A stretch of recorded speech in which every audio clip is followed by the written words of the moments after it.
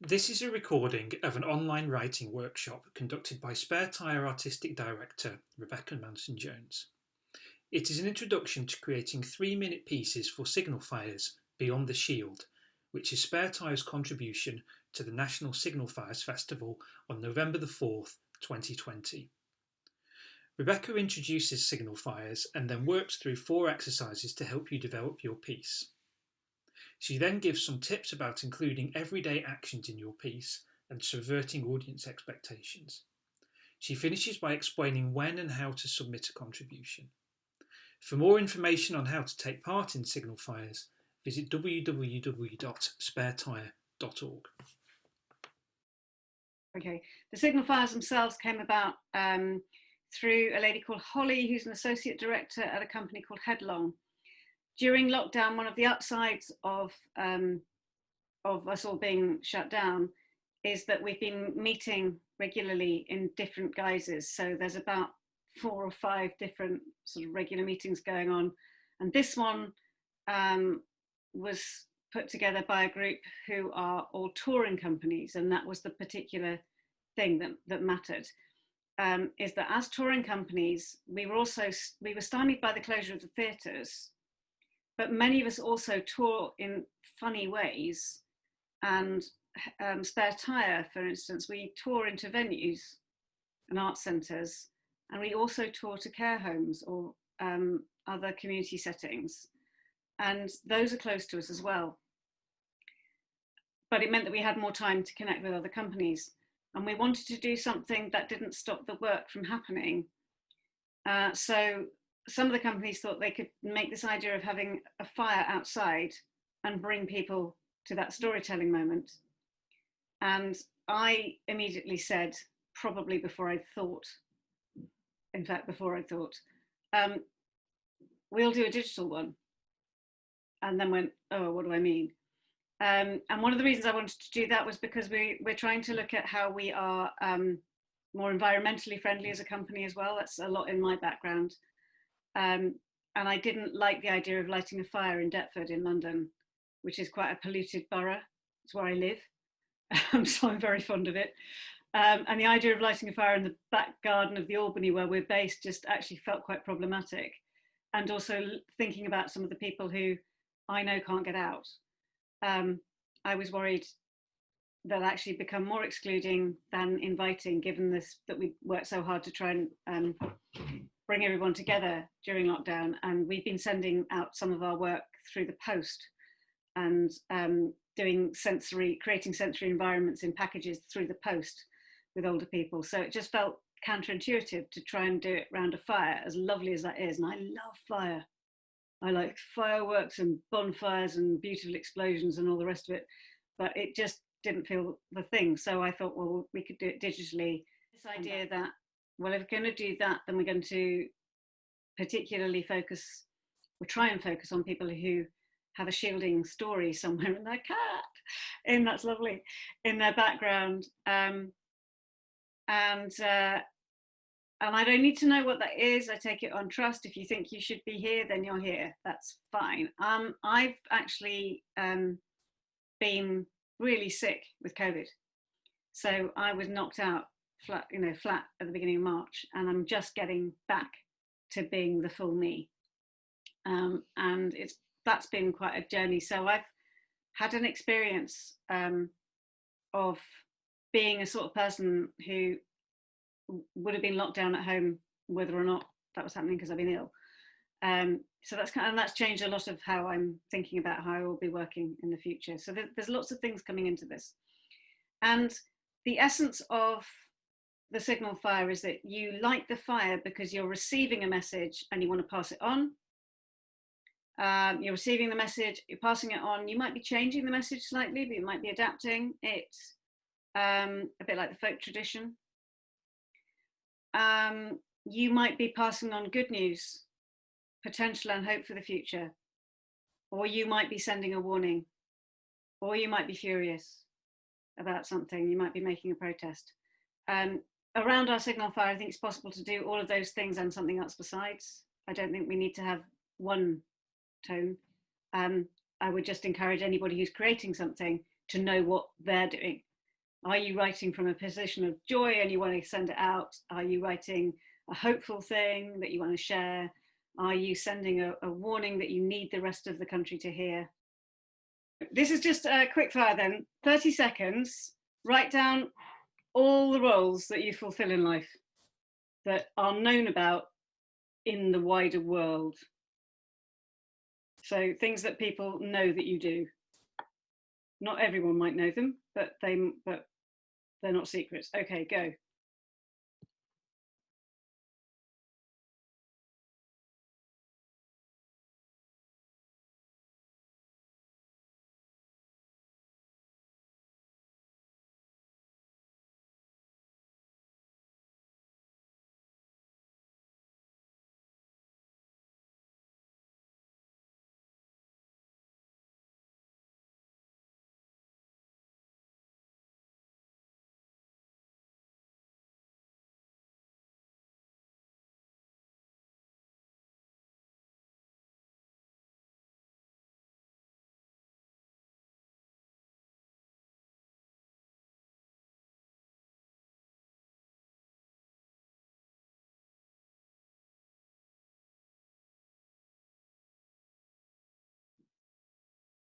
Okay, stopping there. And then on another paper or next to it, 30 seconds on roles things that you do that people don't know about you. Okay.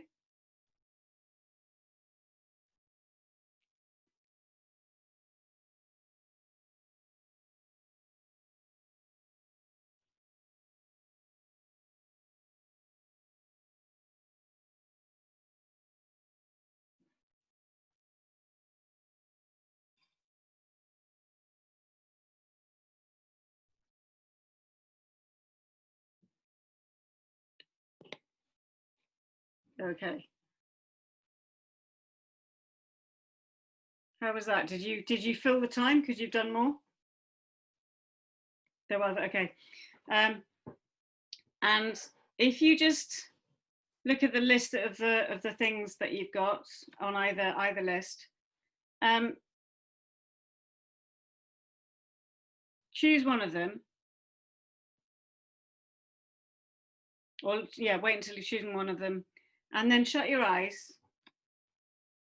Think about that person, that role that you play, and all the aspects of it. And maybe there's an issue associated with it. And when and try and find a sentence for that issue. So it could be something like, "I wish you'd be honest," or "This really has to stop," or something like that. It can be big, it can be banal.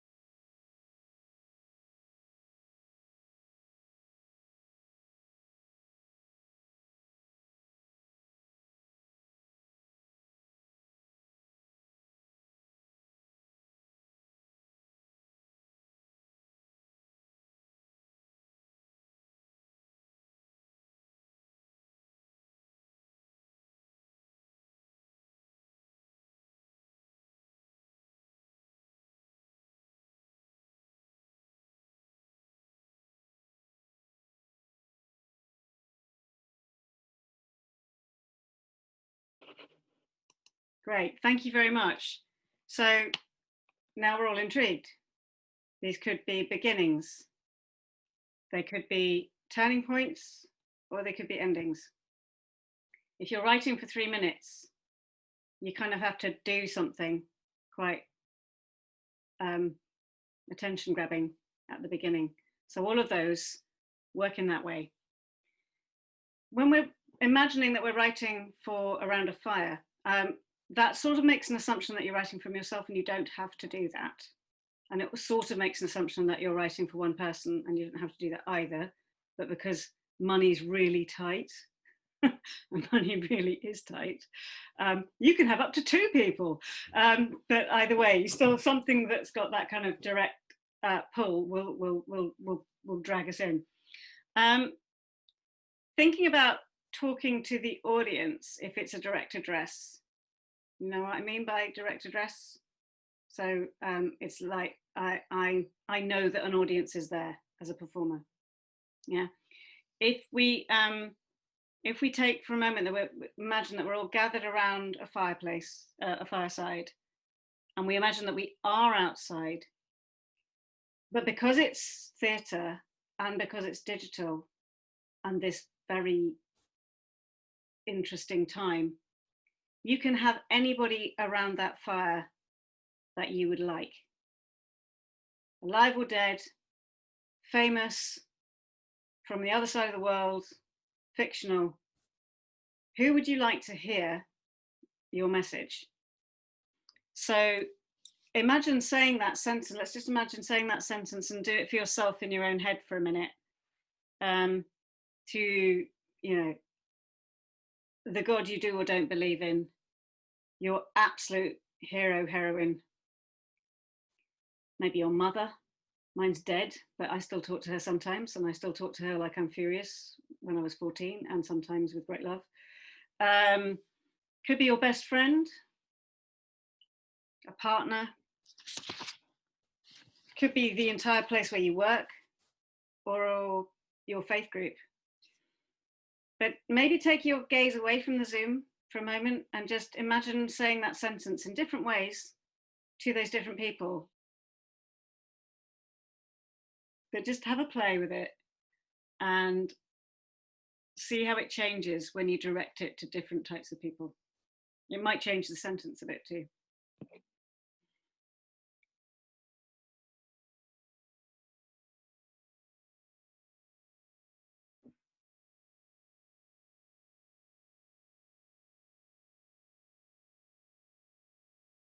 See if you can find one you like the best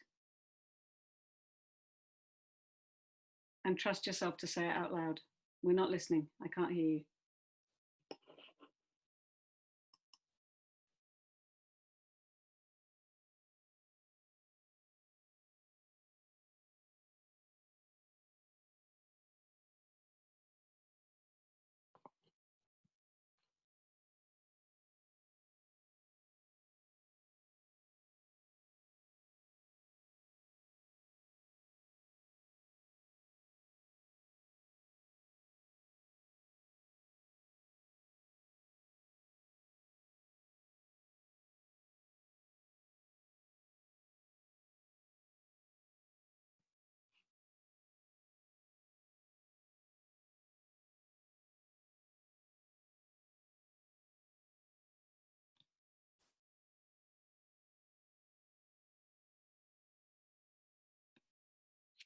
Writing for something like this as well, having an action.